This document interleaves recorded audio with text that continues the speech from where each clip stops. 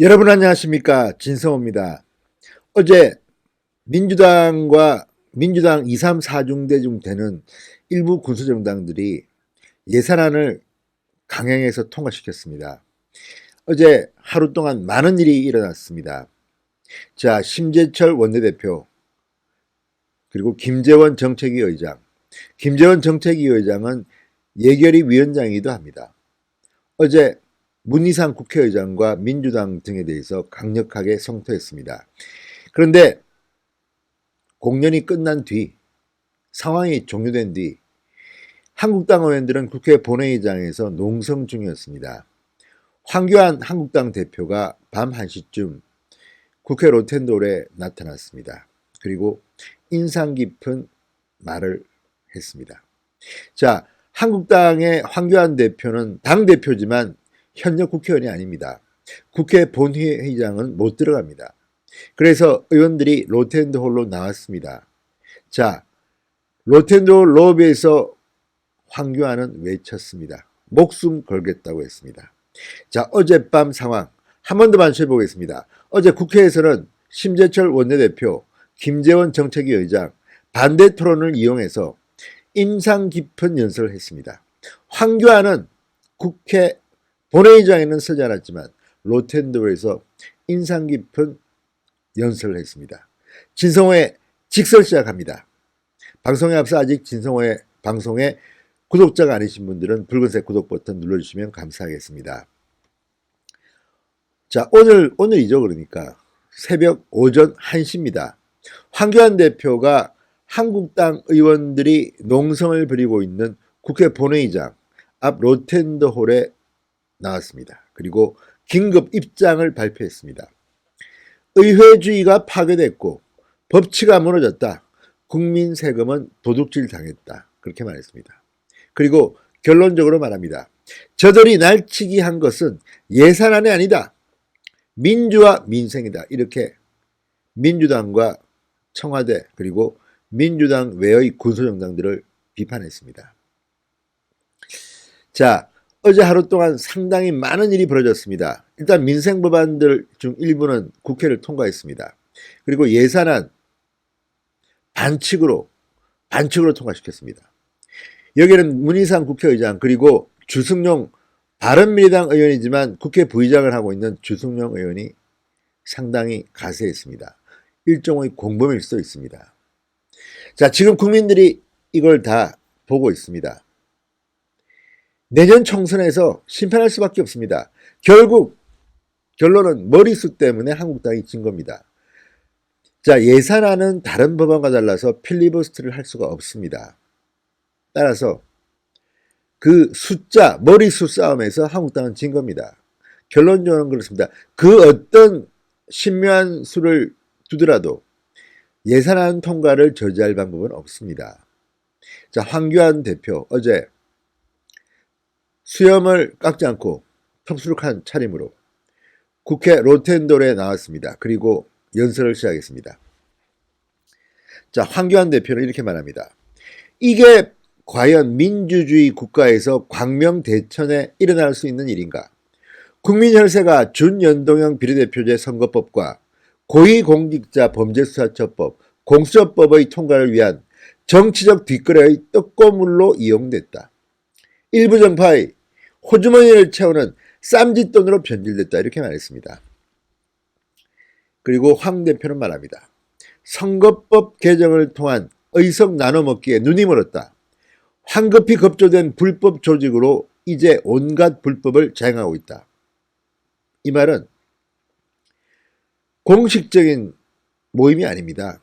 민주당과 야사당의 꼼수에 생긴 이상한 그룹들이, 이상한 패거리들이 국회의 예산안을 농단했습니다.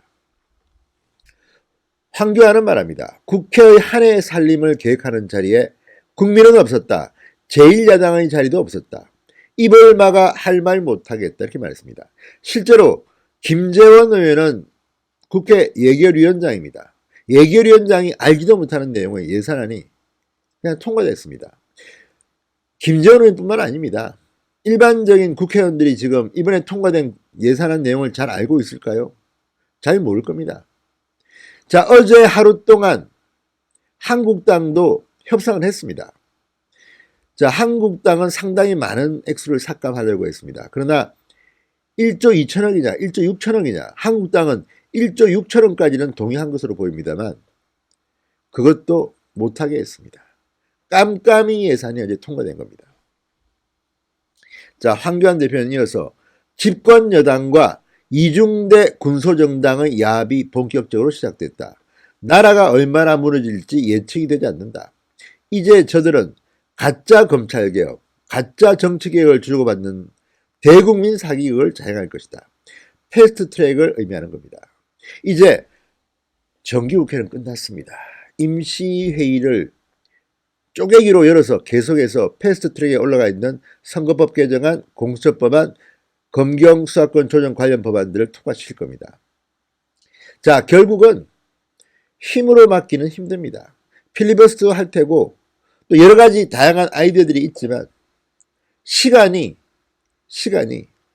민주당에겐 유리합니다. 솔직히.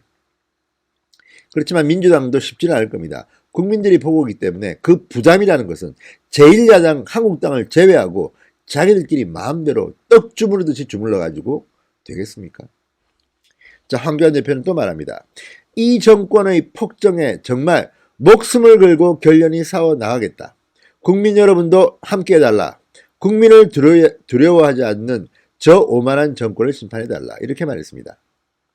그렇습니다. 결국은 내년 총선에서 심판을 해야 되는데 황교안 대표나 심재철 신임 원내대표나 결국은 한국당의 쇄신이 관건입니다. 얼마나 감동적인 공천으로 국민들로 하여금 내년 선거에서 한국당을 찍게 만드느냐가 결국 관건입니다. 이번에도 머리수 때문에 밀린 겁니다. 예산안 날치기로 통과됐습니다. 그 이유는 머리수입니다. 쪽수입니다. 국회의원 배지수가 너무나도 모자랍니다. 내년 총선 국민 여러분들이 잘해야 됩니다. 자, 심재철 원내대표는 이렇게 말했습니다. 날치기 통과된 예산은 위헌이다. 문희상 국회의장은 국민의 이름으로 탄핵당해야 한다. 홍남기 경제부총리 등 정부 관계자에 대한 집권 남용 및 권리행사 방해죄, 정치관여죄로 고발하겠다고 했습니다. 그리고 홍남기 경제부총리는 불신임, 그러니까 이 황교안 대표와 심재철 원내대표는 홍남기 경제부총리의 불신임안은 국회에 제출할 겁니다. 다 따라서 지금 국민들한테 속 뒤집히게 하는 민주당 세력, 그리고 민주당에 동조하는 일부 야당들, 여러분들이 내년 총선에서 심판할 수밖에 없습니다. 그것밖에 방법은 없습니다. 그게 안 된다면 또 이런 암흑이 계속될 것이기 때문입니다. 내년 총선 정말 중요합니다. 황교안 대표나 심재철 원내대표나 한국당이 내년 총선을 압승으로 이끌어야 합니다. 그렇지 않으면 힘듭니다. 지금 언론들은 또 심재철 원내대표와 황교안 대표의 갈등이 어떠니 어떻고 저쩌고 말을 많이 하지만 이관계로 보입니다. 지금 그럴 때가 아니지 않습니까? 황교안 대표가 오늘 목숨을 건다는 이야기를 했습니다. 자, 앞으로 한국당의 투쟁을 한번 지켜보겠습니다. 진성호의 직설이었습니다. 여러분 감사합니다.